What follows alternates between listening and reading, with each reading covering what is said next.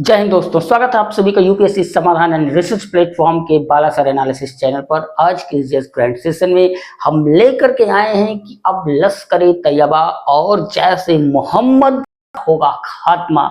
इस बात के लिए अंतरराष्ट्रीय स्तर पर भारत समर्थन करने वाले दो और देश भी आए हैं। तो आइए विस्तार से समझते हैं कि क्या और किस तरीके का ये फैसला लिया गया है और फैसला कहाँ लिया गया है, कब लिया गया है। आइए विस्तार से समझते हैं इसको। तो पहली बात, ब्राजील दक्षिण अफ्रीका के विदेश मंत्रियों ने पाकिस्तान के जैश ए मोहम्मद और लश्कर तैयबा के खिलाफ सख्त एक्शन लेने की बात भारत से कही है। खुलकर अपना समर्थन देते हुए उन्होंने कहा है कि इन आतंकी समूहों को और इनके मददगारों को, जिनको संयुक्त राष्ट्र के द्वारा सूचीबद्ध किया गया है, के खिलाफ और आतंकी संस्थाओं के खिलाफ अब ठोस कार्रवाई की जरूरत है, क्योंकि इन्होंने अंतरराष्ट्रीय स्तर पर शांति को भंग कर रखा है और पूरे दुनिया की शांति को भंग करने के साथ साथ उनके जीवन के चैन को छीन रखा है। तो अब समझते हैं कि संयुक्त राष्ट्र महासभा का जो 19वां यानी कि 79 सत्र चल रहा था, इस सत्र के दौरान इन तीन देशों ने फैसला लिया, यानी कि भारत के साथ साथ दो और देश ब्राजील और साउथ अफ्रीका आए।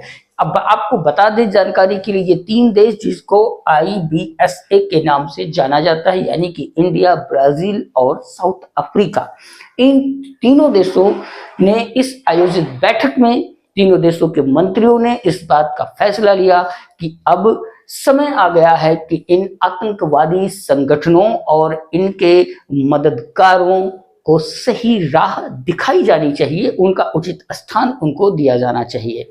और यही नहीं, इन्होंने इन सभी आतंकी गतिविधियों की अंतर्राष्ट्रीय स्तर पर निंदा करते हुए ये बात कही कि जो सीमा पार आवाजाही इन आतंकवादियों की चल रही है और जो आतंकी गतिविधियां चल रही हैं, इन सभी को अब रोक लगानी चाहिए, क्योंकि यह पूरी तरीके से अनुचित है।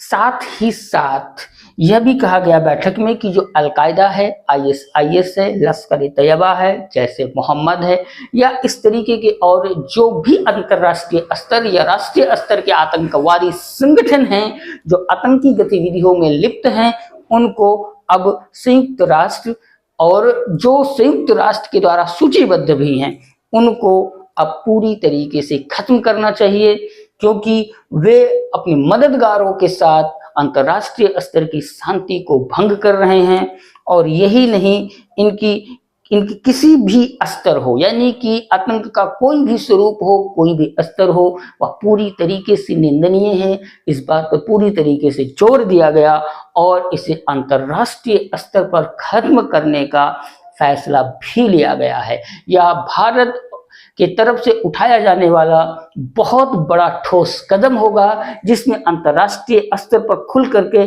दोनों देश सामने आए हैं। यह भी बहुत ही प्रशंसनीय बात है।